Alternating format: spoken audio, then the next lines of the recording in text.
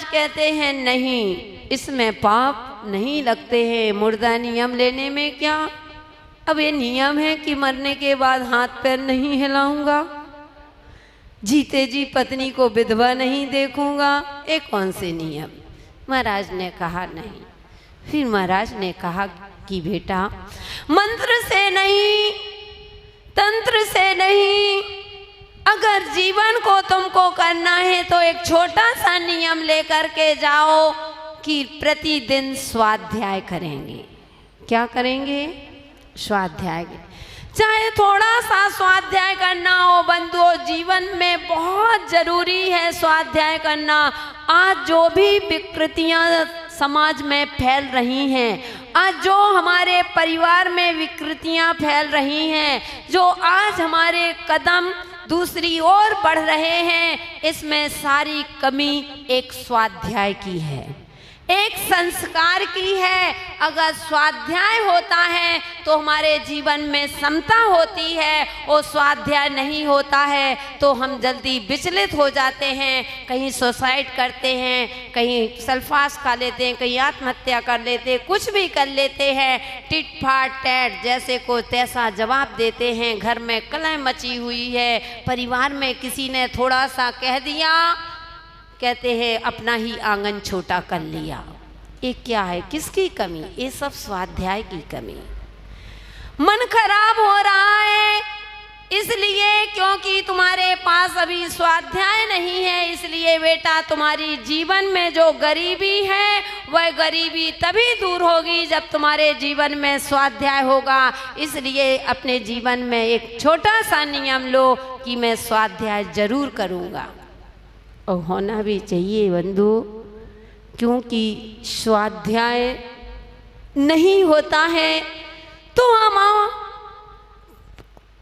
दुनिया के ऐसे बातों से बड़े हो जाते हैं, लेकिन हमें सम्यक ज्ञान का पता नहीं चलता कि आखिर क्या है और क्या उपाधि है, क्या छोड़ने लायक है और क्या ग्रहण करने लायक है।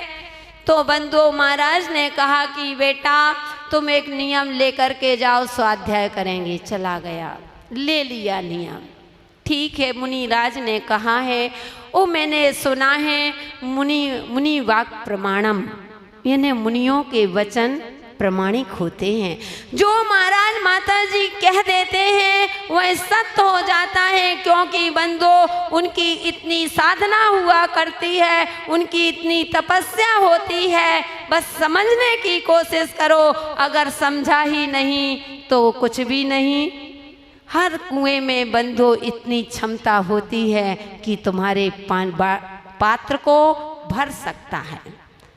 हर कुएं में इतनी क्षमता होती है कि तुम्हारे पात्र को भर सकता है, लेकिन आज तक आपने अपने पात्र को नहीं देखा कि मेरा पात्र क्यों नहीं भरा।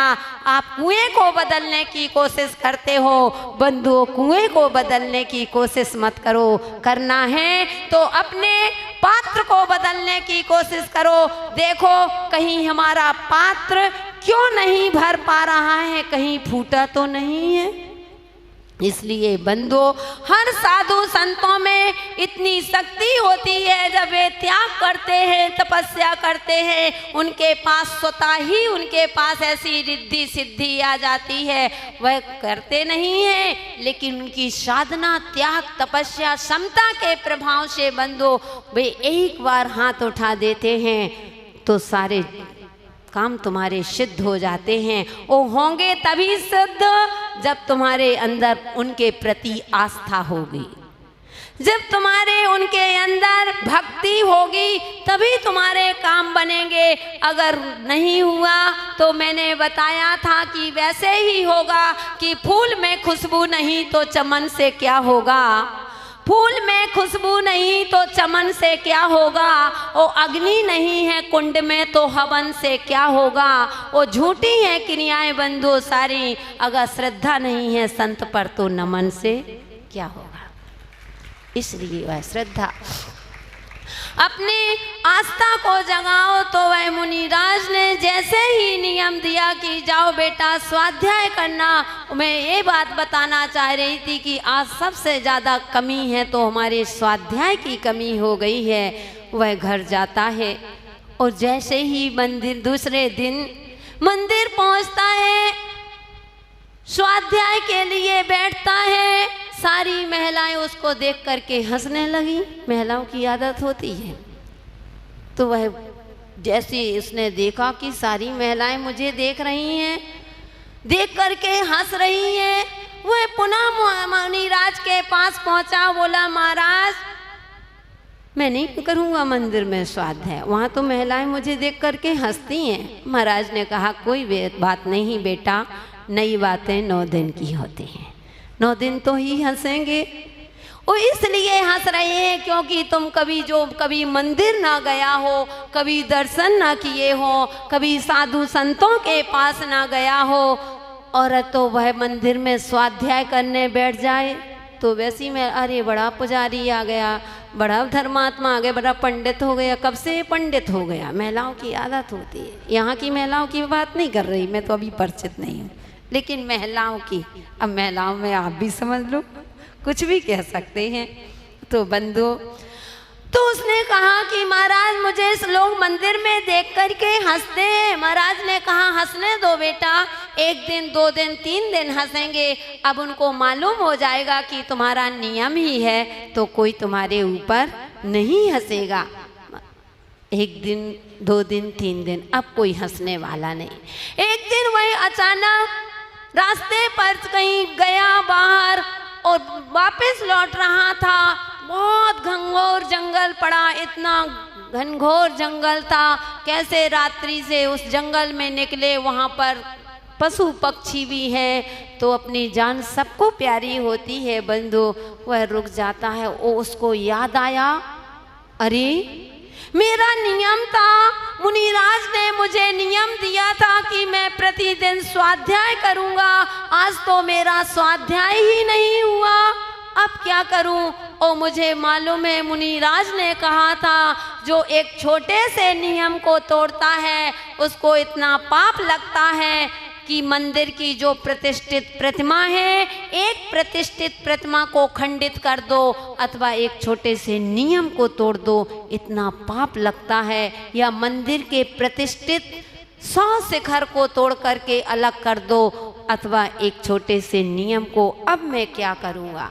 एक तो मेरा पाप कर्म क्या होता है कि मेरे पास धन दौलत नहीं है, नसीब में पानी भी नहीं है, और मुनिराज के दर्शन से मैंने नियम लिया और वह भी मेरा नियम टूट गया, तो मैं क्या करूँगा?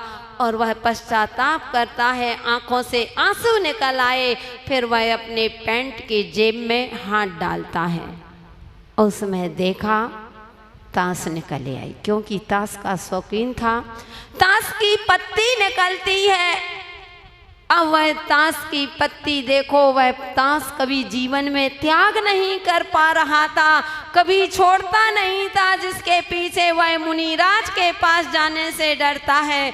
बंधु, अब वह उसके पास पहले उस सब जगह जो थैले आदि लिए था, उसमें देखा कि जब नहीं मिला, कोई पुस्तक भी नहीं थी, ना उसके पास आज के ज़माने का कोई फ़ोन था कि फ़ोन में होता तो उसमें जिनमानी रहती है, कुछ भी स्वाध्याय कर सकते हैं, लेकिन कुछ नहीं था। अब उसके पास मात्र ताश के पत्ते निकलते। अब देखिए, वह ताश के पत्तों से भी दुख में से भी सुख को ढूंढ रहा है। हम आपको यह दिखाना चाहते हैं बंधु कि ऐसा नहीं। आप लोग कहते हो कि माता जी नियम लिया है, घर के लिए दे दो, बाहर की छूट रख दो, घर में पालन कर लेंगे, बाहर की छूट। अरे बंधु, बाहर की मैं कहती हूँ कि एक चोट घर में खाना नहीं, अगर खाना ये नहीं चलता है तो एक चोट घर में खा लेना, लेकिन कभी अपने बाहर मत करना, क्योंकि तुम्हारे नाम के आगे उन भगवान महावीर का वंश जुड़ा हुआ है। तुम भगवान महावीर के वंशज हो, तो अपने महावीर को तो कम से कम उनकी पगड़ी को यदवा तदवा तो मत पटकना। नाम के आगे जैन लिख रहे हो और जैन पहले क्या जैन की पहचान थी बंधु, विचार करो। पहले जैन के लोग, अगर जैन एक शब्द कह देता था, अगर बकाला बकिया वहाँ पर अदालत आदि में, तो जैन ने बात कह दी तो बात सत्य मान ली जाती थी। लोग पहले के क्या, अभी भी जो जैनेतर हैं, जैन धर्म का इतना सम्मान करते हैं,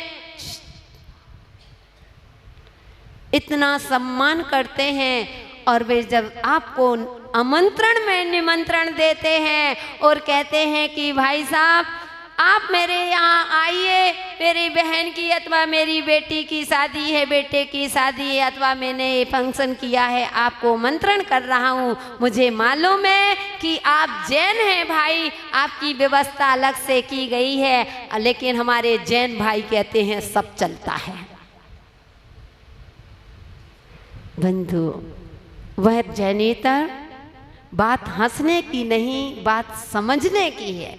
वह जैनेतर कह रहा है कि भाई साहब मैंने आपके भोजन की व्यवस्था अलग से की है, लेकिन हमारे भाई साहब कह रहे हैं कि सब चलता है। और तो क्या, अपने ही जब शादी के हम कार्ड छपवाते हैं तो उसमें लिख देते हैं कि आपके भोजन की व्यवस्था आपके आने तक की, जब तक आप आओ, 12 बजे रात के भी आओ तो भोजन मिल जाएगा। जैन हो ना, अपने आप को भगवान महावीर के वंशज कह रहे हो ना, सुनते जाना, क्योंकि हमने कहा था न हमें आपका नोट चाहिए, न हमें आपका वोट चाहिए, लेकिन आपकी अंदर जो खोट है उस खोट को जरूर हम लेंगे। क्योंकि 1000 शब्द अगर स्लेट में लिखे हुए हैं और उसमें एक बूंद पानी की पड़ जाए तो एक बूंद पानी 1000 अक्षरों को मिटा करके चली जाती है। अगर तुम्हारे पास 99 गुण हैं वह तुम्हारा सौभाग्य है बंधुओं, लेकिन 1% भी अगर तुम्हारे अंदर कोई कमी है, दुर्भाग्य वह 1% दुर्भाग्य 99% सौभाग्य को दुर्भाग्य में बदल देता है। 50 किलो दूध रखा हुआ है बंधु, उसको फाड़ने के लिए नींबू की एक बूंद ही काफी होती है। ऐसे ही जीवन में अगर तुम्हारे अंदर इतनी अच्छाइयाँ हैं, 90% अच्छाइयाँ हैं, 99% तुम्हारे अंदर अच्छाइयाँ हैं और 1% गलती है तो वह दुर्भाग्य में बदल जाता है। तो हम ये कह रहे थे कि हमें आपका ना नोट चाहिए ना वोट चाहिए डीमापुर वासियों, बस चाहिए है तो आपकी खोट चाहिए है, जो आपके अंदर कमी है। तो यह चातुर्मास में उन गलतियों को अपनी परिचय कराएंगे, क्योंकि जब तक कहते हैं 6 ढाला ग्रंथ में लिखा है, पंडित दौलत राम जी लिखते हैं, विन जाने ते दोष गुणन को कैसे तजिए गई, कि जब तक हम उन दोषों को जानेंगे नहीं तो हम छोड़ेंगे कैसे। इसलिए हम आपको परिचय कराएंगे। परिचय कराना हमारा कर्तव्य है, दायित्व बनता है। जब हम आपके यहाँ आए हैं, चातुर्मास ही कर रहे हैं, आप हमको आहार करा रहे हैं, हम आपको ज्ञान दान दे रहे हैं, तो इतना कम से कम आपके अंदर की जो छोटी सी भी कमी है बंधु, वह कमी निकल जाएगी। तो आप सच्चे इंसान बन करके, कोई ज़रूरी नहीं महाराज बनो, वो कोई ज़रूरी नहीं माता जी बनो, लेकिन सच्चे श्रावक बन करके एक दिन आप साथ सुख को प्राप्त कर लोगे। तो यह चतुर्मास उसी के लिए होगा, उस खोट को निकालने के लिए। तो बात यह आ रही थी कि छोटे से नियम, वह देखो आप लोग कहते हो कि सब चलता है, अगर छूट जाता तो लोग, बहुत सारे लोग होते, कोई बात नहीं अब नियम टूट गया एक माला फेल लेंगे। ओहो, अपने हाथ से नियम ले रहे हो।